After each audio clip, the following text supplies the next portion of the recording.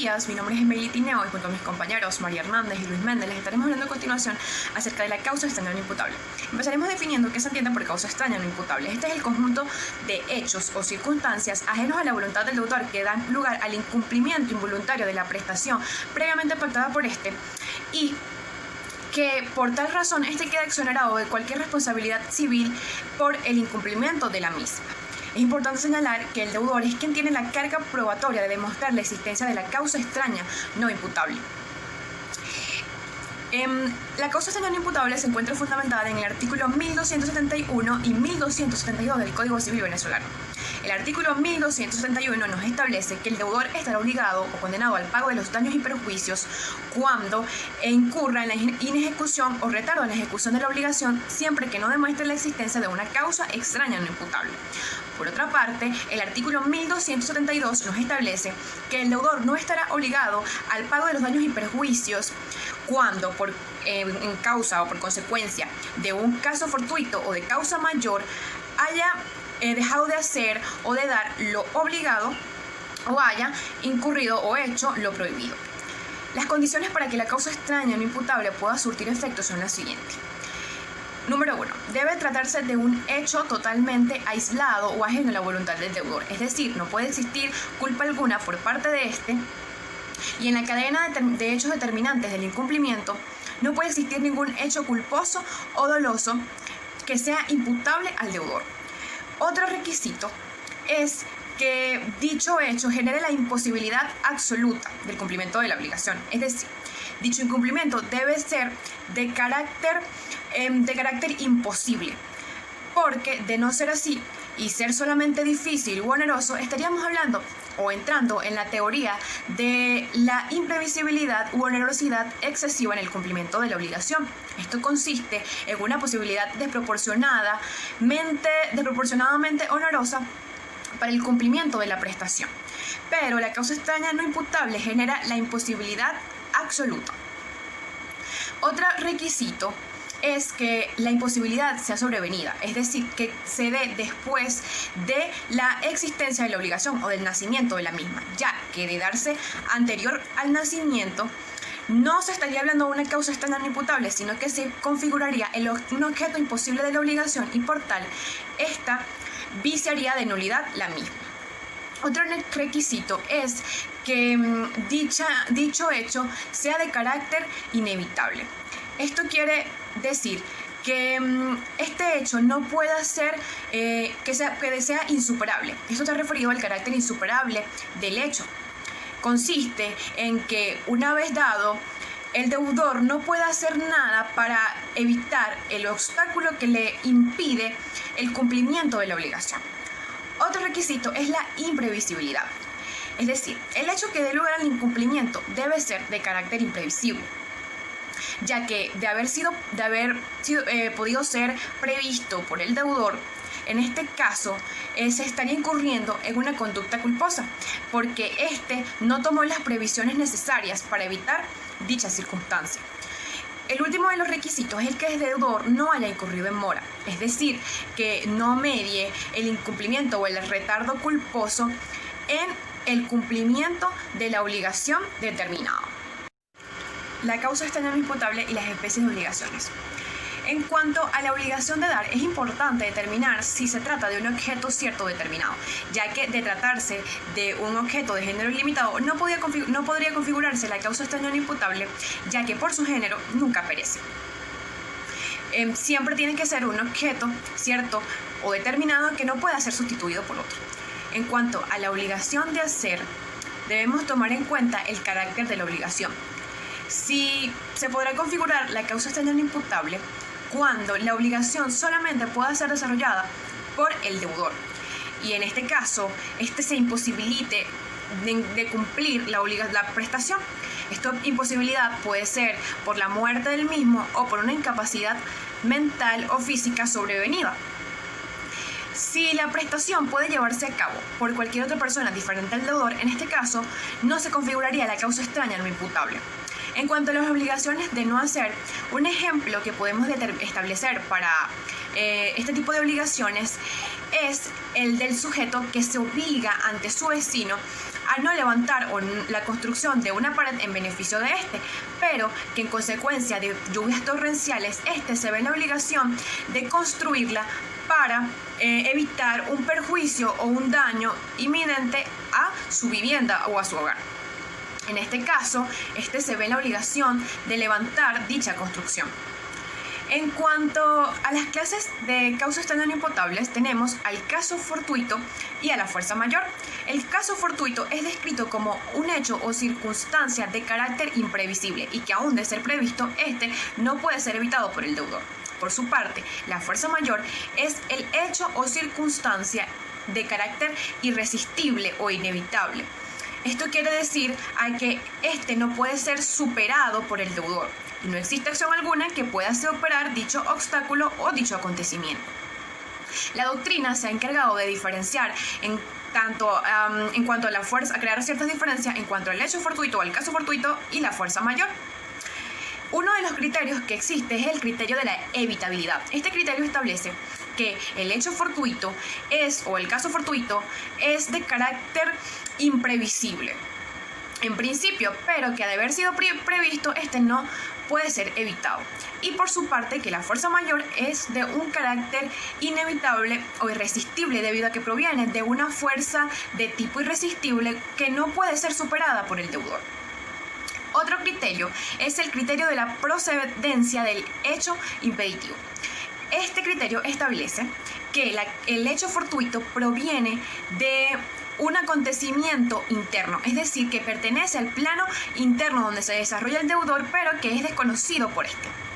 Y que en diferencia, la fuerza mayor es originada por un hecho externo, es decir, que este es provocada por una fuerza violenta o irresistible, el cual el deudor no puede enfrentar con ningún acto para evitar o eliminar dicho obstáculo que le impide el cumplimiento de la obligación.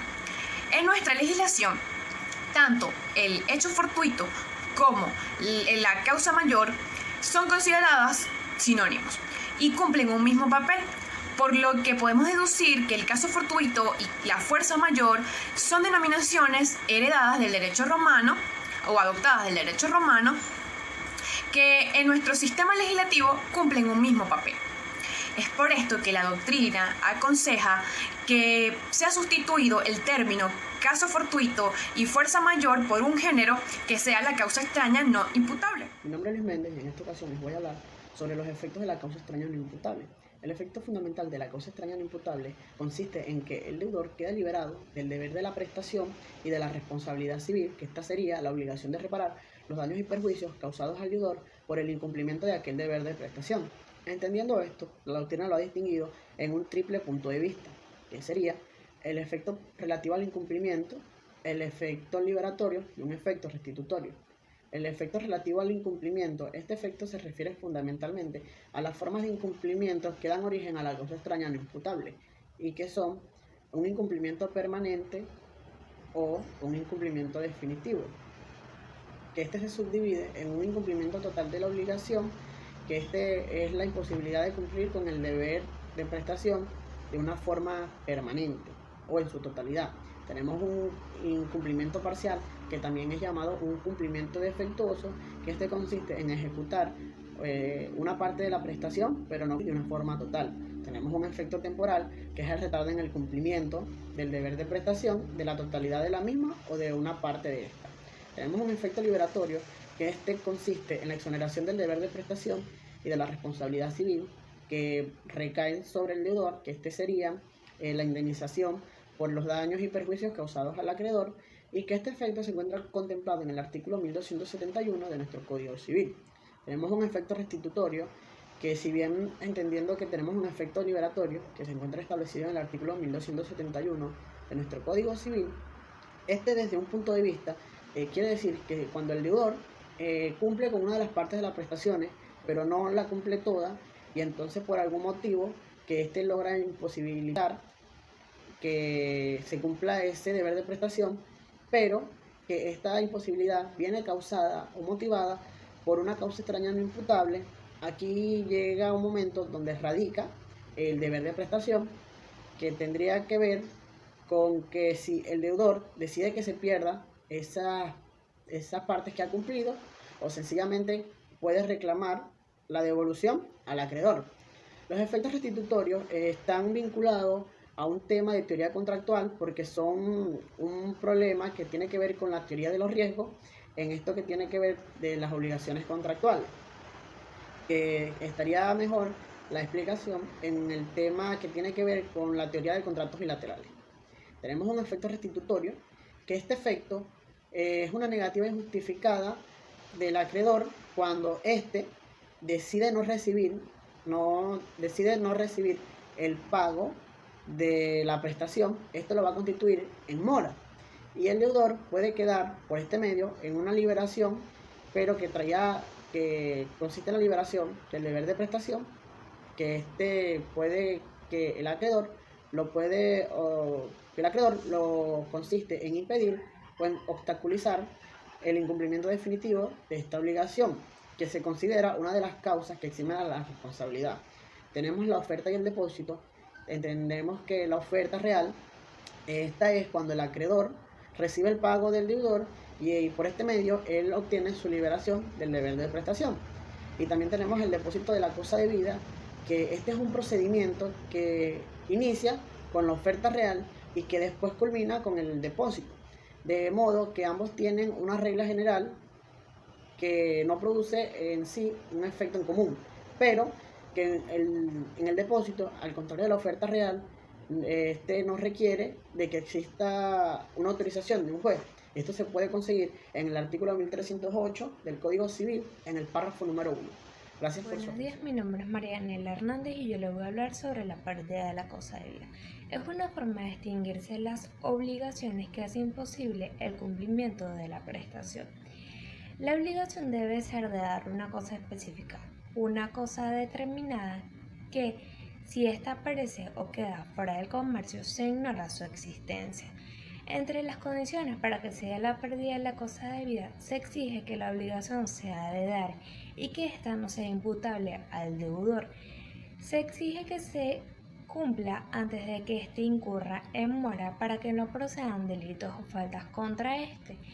Y si es una cosa genérica, estas no aparecen en el tiempo, entonces se puede cambiar por otra de su misma especie. El hecho de un tercero. Se trata de una conducta totalmente extraña en la relación jurídica obligatoria de una persona que imposibilita que el deudor cumpla la obligación que tiene con su acreedor. Esta, para exonerarse de la responsabilidad, debe probar que este hecho fue imprevisible e irresistible y su finalidad es que tiene un efecto liberatorio. Requisitos del hecho de un tercero. El hecho debe ser causado por un tercero, es decir, que debe ser por una persona extraña que no pertenezca a la relación jurídica obligatoria y que éste carezca de dependencia jurídica y no tenga relación con el deudor y el acreedor. El hecho debe ser irresistible, es decir, que debe darse una fuerza irresistible que no se haya podido evitar. El hecho debe ser de imprevisto, es decir, que razonablemente ninguna persona diligentemente haya podido prever el hecho que ocurrió. Y el deudor no debe incurrir en mora. Esta no media el retardo culposo de la prestación debida. Efectos del hecho de terceros. Está la teoría de la imprevisión y la teoría del riesgo. En la teoría de la imprevisión, el deudor puede cumplir, pero no cumple porque una causa ajena a su voluntad le hace muy costosa o muy difícil cumplir tal obligación. En la teoría del riesgo, el deudor no cumple por un caso fortuito o fuerza mayor. En este no se hace indemnización de daños y perjuicios porque es inimputable a las partes. Esta se divide a su vez en dos partes: en el riesgo del contrato y el riesgo de la cosa. En el riesgo del contrato, la cosa perece para su acreedor Cuando se extingue la cosa en manos del deudor, el acreedor podrá exigirle al deudor que cumpla con la responsabilidad y éste no se le va a exonerar. En el riesgo de la cosa perece para su dueño y el patrimonio se verá afectado por el mismo. Por último está el hecho del principio, que constituye un evento o decisión emanada que imposibilita el incumplimiento de la obligación. En este también se encuentran disposiciones que a su vez se encuentran en los órganos que están compuestos por leyes, reglamentos y ordenanzas que imposibilitan el cumplimiento de dicha obligación. Gracias, esta fue toda nuestra exposición, espero que hayan entendido.